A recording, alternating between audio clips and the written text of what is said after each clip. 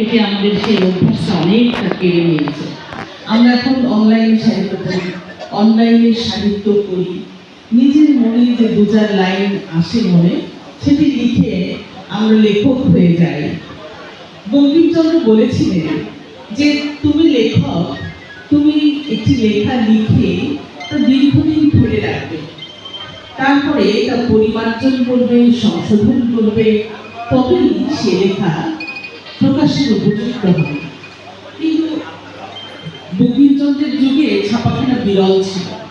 আমাদের এক হাতে ছাপাখানা মুঠোর মধ্যে এই সময়, ফলে আমরা সবাই পরিমার্জন ছাড়া, পরিবর্তন ছাড়া, সংযোজন বিয়োজন ছাড়াই আমরা আমাদের লেখাকে ছাপিয়ে ফেলি। সেটা কতটা উচিত আর অনুচিত আমি সেই বিবেচনায় যাব না, কিন্তু সেটাও এক ধরনের আনন্দ। সেই আনন্দ থেকেই বা বঞ্চিত হওয়ার উপদেশ কেন দেব, আমি সেই কথা বলতেই চাই না। কিন্তু এটা ঠিক, আমরা যখন লেখক, আমরা যখন লিখি, আমাদের সামনে একটা উদ্দেশ্য থাকা দরকার।